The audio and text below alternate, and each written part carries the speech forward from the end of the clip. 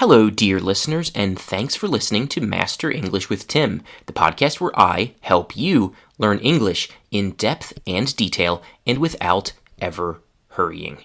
In this week's Intermediate English Grammar episode, you are going to learn about the two types of sentences that we have in English. These two types of sentences are the active voice and the passive voice. Of these two types, the active voice is much more common. You do hear and read the passive voice from time to time in conversational English, and in written and academic English, we use the passive voice pretty often, maybe in 10% or so of sentences. So if you want to understand that kind of advanced English and use it yourself, then you need not just the active voice, but also the passive voice too. Still, the active voice is much more common, like I said, so let's start with it first.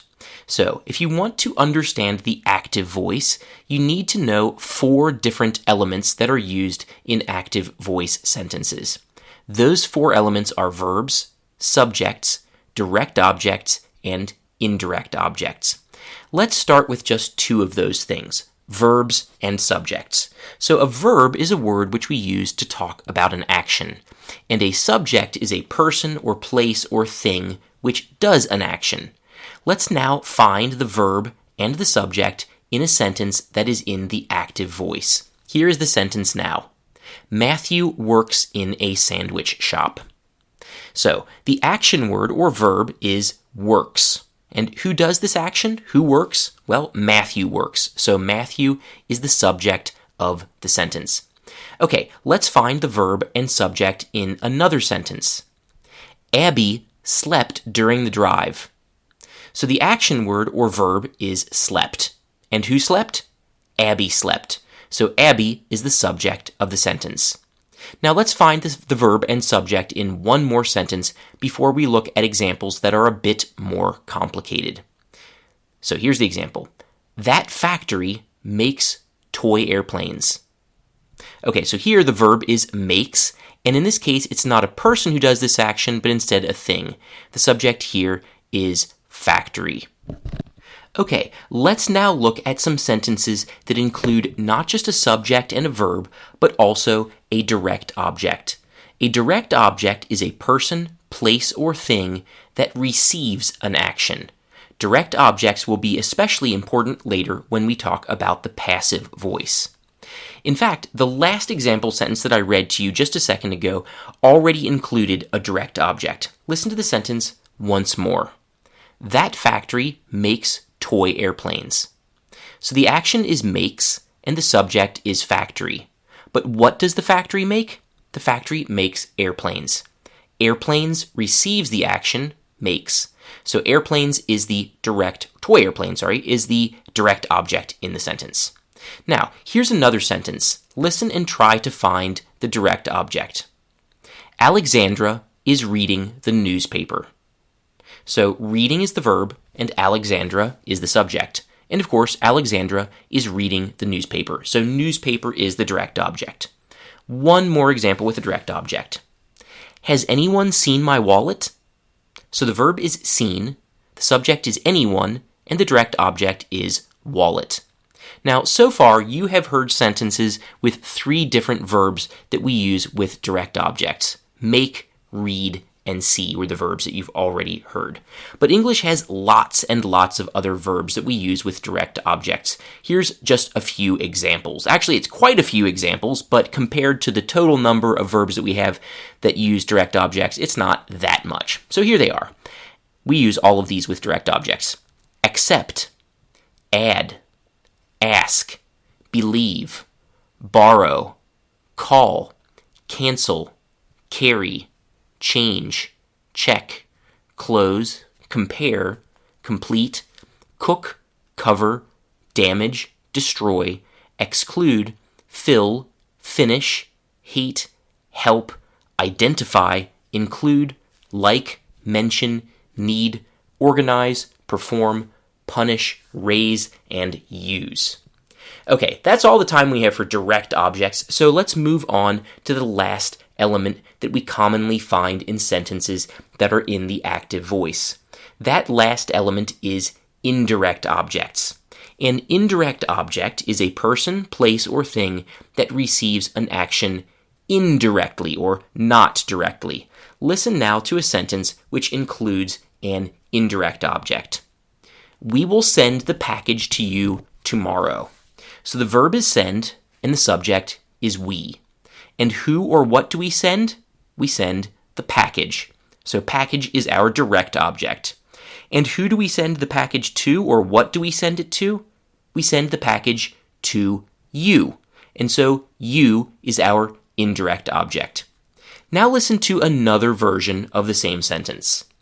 We will send you the package tomorrow. In this other version of the sentence, the direct object and indirect object have changed places, but package is still the direct object and you is still the indirect object. So listen to both sentences together. We will send the package to you tomorrow, and we will send you the package tomorrow. Okay, now listen to another sentence with an indirect object. My brother lent me his car for the weekend. So the verb is lent. The person who does the action of lending is brother, so the subject is brother. The direct object is car, and the indirect object is me. All right, let's do one more sentence with an indirect object. The teacher explained everything to us.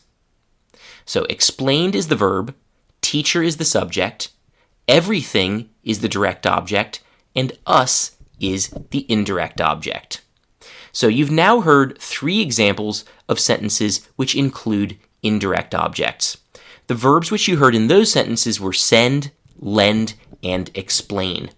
We have a lot of other verbs, though, that we can use with indirect objects. Here are some of them. Award, bring, describe, explain, feed, give, offer, pay, promise, sell, send, show, and tell. Okay, we have now spoken about verbs, subjects, direct objects, and indirect objects. These 4 things are the key elements of the active voice. Let us now turn to the passive voice. We will start by comparing 2 sentences that mean almost exactly the same thing. One sentence will be in the active voice, and the other will be in the passive voice. So, here is the active voice sentence. Someone stole my car last night. So again, someone stole my car last night. So the verb is stole, the subject is someone, and car is the direct object. Now listen to our first passive voice sentence. Just remember that this sentence means almost the same thing as the active sentence. My car was stolen last night. So again, my car was stolen last night. So I constructed that passive voice sentence differently from the active one. In the passive voice sentence, we have the verb stolen, which is the past participle or third form of the verb steal. And in fact, all passive voice sentences include the past participle of a verb. And we have 2 kinds of past participles. Regular past participles, which we form by adding the D or ED ending to the base form of a verb, and we also have irregular past participles, which do not use the D or ED ending.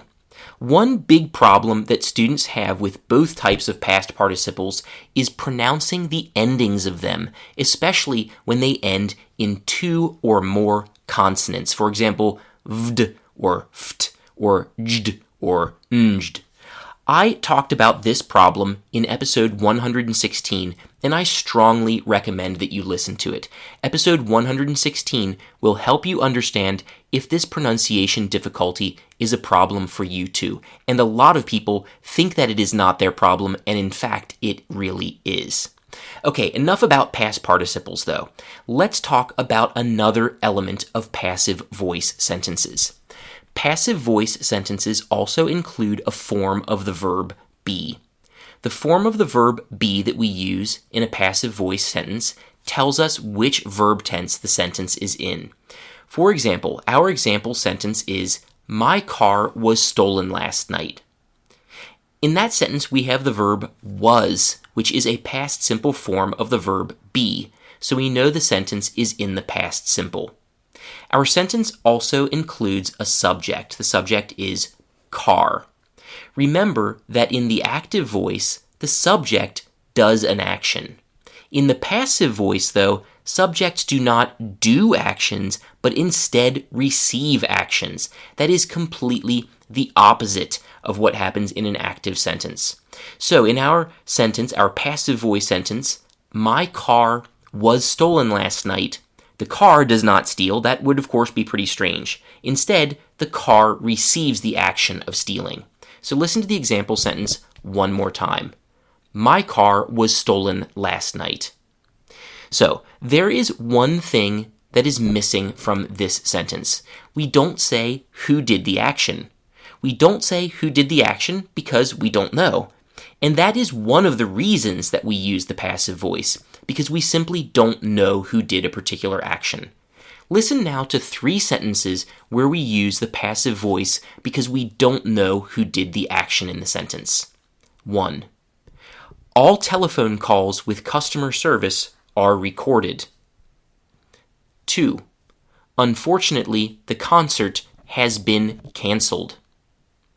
3rd and last. The package was delivered an hour ago.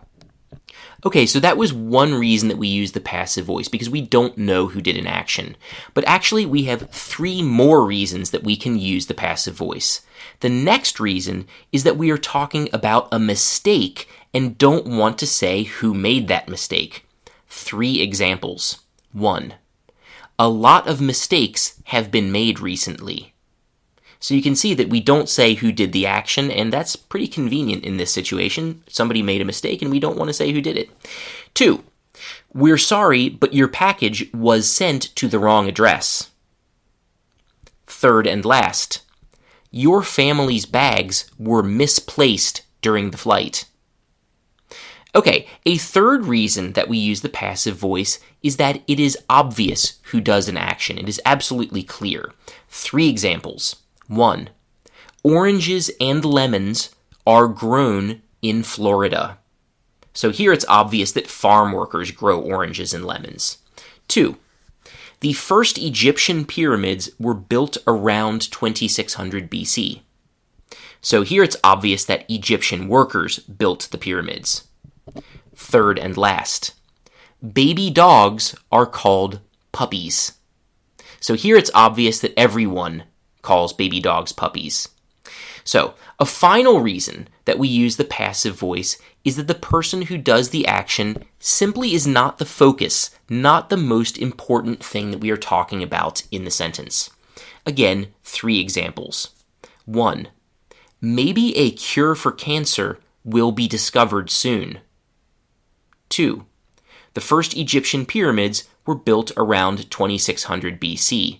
So in the previous case, we already used that example, but in this case, it's also because we're not focusing on the people who built the pyramids, but instead our focus is on the pyramids themselves. So you can have more than one reason for using the passive voice. Okay, 3rd and last example. Yuri Gagarin was sent into space in 1961. So was it important who sent him into space? Of course it was, but the focus here is not on the people who made the rockets and all that stuff. It's on the guy who actually went there. Okay, so you've now learned about 4 different reasons why we use the passive voice. And all of those reasons have to do with taking focus away from a person who did an action and onto a person or thing that received the action or was affected by it. So even though the main goal of the passive voice is to move our focus from a doer of an action to a receiver of an action, and even though the examples of the passive voice that you have heard so far in this episode do not say who did an action, we still do have in the passive voice a way to indicate who did an action. If you want to say in the passive voice who did an action, then you use the preposition by, that's by, and then afterwards, the person who did the action. 3 examples. 1. The package was delivered by UPS. So who delivered the package? UPS. So the package was delivered by UPS. 2. My friend Mike was raised by his grandmother. Third and last. Our Christmas party is being organized by my uncle this year. Okay, now you have heard all of the reasons for using the passive voice and a couple of different ways of constructing it, sometimes without the person who did the action, sometimes with. Now I will give you some examples of sentences in the passive voice in different verb tenses. Let's start with 3 examples in the present continuous. 1. Your order is being prepared now. 2. Our Christmas party is being organized by my uncle this year. Third and last. Our new house is still being built and will be finished next month. Okay, now let's do 8 examples in the present simple. 1. Why am I always blamed for every mistake? 2. Baby dogs are called puppies. 3. He is always chosen first when we play basketball. 4. All telephone calls with customer service are recorded. 5. That podcast is listened to by thousands of people. 6. The car's maximum speed is limited by a special device. 7. Grapefruits and oranges are grown in Florida. 8th and last. A lot of internet content is written by robots. Okay, now let's do 4 more examples in the present simple, but with modal verbs like can or semi-modal verbs like need. 1. Your tires need to be replaced. 2. People who arrive late will not be allowed to enter. 3. I'm sorry, but your car cannot be fixed. 4th and last. The books should be shipped tomorrow. Okay, let's now do the past simple. The past simple is the verb tense where the passive voice is probably most commonly used, so we have a full dozen examples. 1. I was amazed by how well she spoke English. 2. Everyone was surprised by the change in prices. 3. The theft was reported a day after it happened. 4. Archaeologists think that the mummy was buried around 4,000 years ago. 5. Why were we charged an extra $10? 6. That option was considered and then discarded. 7. The package was delivered an hour ago. 8. Our roof was damaged by the storm last night. 9. A lot of cowboy movies were actually filmed in Italy. 10. We were greeted as soon as we walked in the door. 11. English is a Germanic language, but its vocabulary was heavily influenced by French. 12th and last, Mike was raised by his grandmother. Okay, the last verb tense we will use with the passive voice is the present perfect. 10 examples. 1. This web page has been seen by thousands of people. 2. Your request has been approved. 3. The concert has been canceled. 4. All the work has been completed. 5. The package has already been delivered. 6. Don't worry, the dogs have already been fed. 7. We have just been informed that prices will go up at the end of the month. 8. The rules have not been obeyed, so now people will be punished.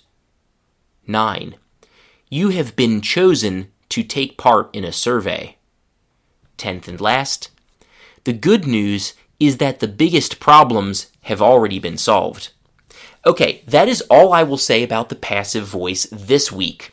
Next week, I will tell you about at least 5 different details of the passive voice that are not talked about as much. Thanks once more for listening, and see you all next Monday.